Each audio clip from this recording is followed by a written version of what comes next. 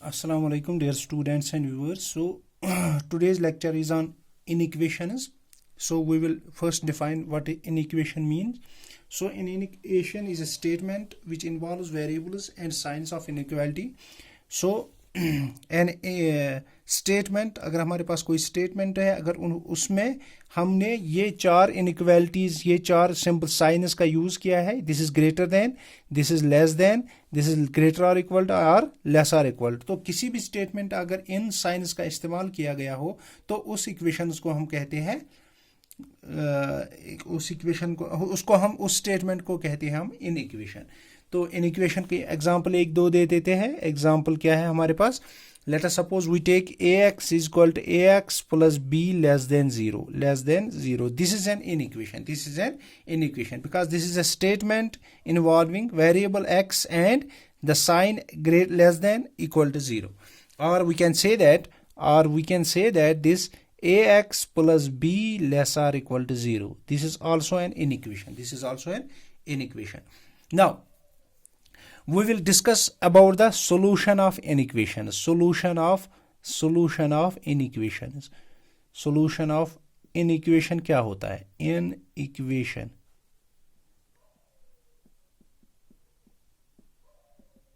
So solution of inequation में क्या है हमारे पास? Let us suppose, पहले इसकी डिफिनीशन दे देते हैं। A solution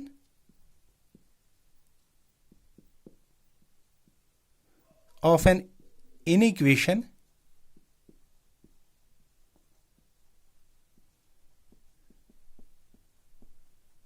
is the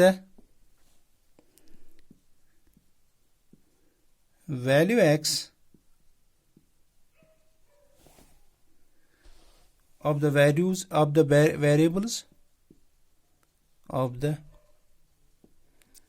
variables which makes it true statement, which makes it a true statement.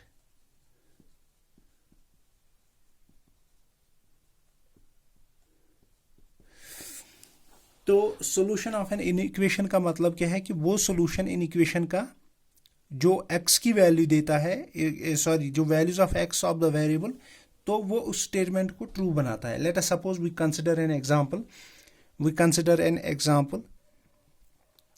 we consider this 13x is less than 200 where x is non-negative, so इसका solution अगर हम देखेंगे, अगर x is equal to 0 पे इसका देखेंगे, at x is equal to 0, तो LH ये क्या बनेगा? LHS क्या बनेगा इसका? 3 into 0 that is equal to 0, and RHS क्या बनेगा?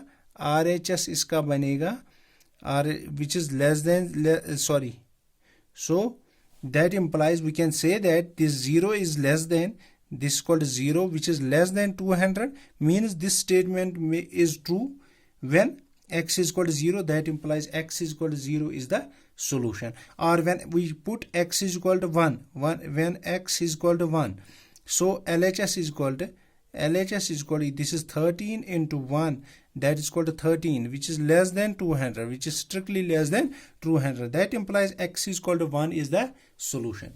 So same thing we can, but this solution we can find it with the help of trial and error method. तो अब इसके बाद हम जनरल रूल पढ़ेंगे। इसका जनरल रूल पढ़ेंगे। जनरल रूल क्या हो सकता है इसका? General rule to solve an inequality, general rule to solve an inequation, general rules.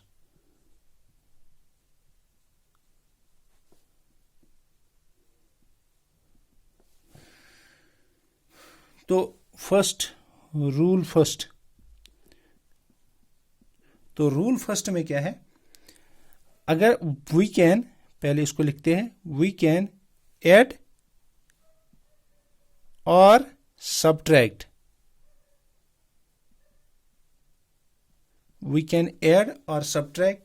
The same number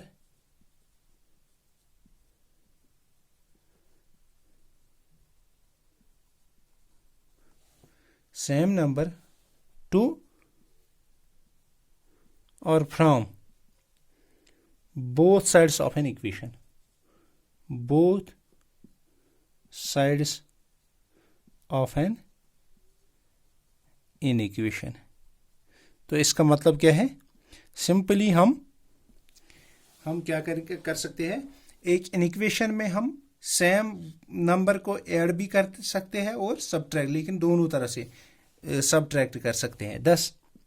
thus simply if we have a less or equal to b, then we can say that implies this a plus minus x is less or equal to b plus minus of x. This less or equal to so we can simply do it, a less or equal, we can add or subtract these inequations, so the inequality remains unchanged. Now second rule we have rule second में क्या है हमारे पास, हम multiply और divide कर सकते हैं both sides of equation by positive number. हमारे पास पॉजिटिव नंबर होना चाहिए। सो अगर हमारे पास a less or equal to b है तो एम्प्लाइज, इसका मतलब है अगर हम पॉजिटिव नंबर से मल्टीप्लाई करेंगे 3 से, लेट अस सपोज 3 से positive number 3 is less or equal to 3a is less or equal to 3b, 3a is less or equal to 3b। So किसी भी इनइक्वालिटी में अगर हम पॉजिटिव नंबर से मल्टीप्लाई करेंगे तो इनइक्वालिटी पे कोई असर नहीं पड़ेगा। लेकिन अगर हम उस इनइक्वालिटी को, लेट अस सपोज हमारे पास ये इनइक्वालिटी है, अगर मैं इसको a less or equal to b implies, अगर मैं उसको नेगेटिव क्वांटिटी से मल्टीपल करूंगा तो sign of the inequality change, sign of the inequality changes. This is the rule second.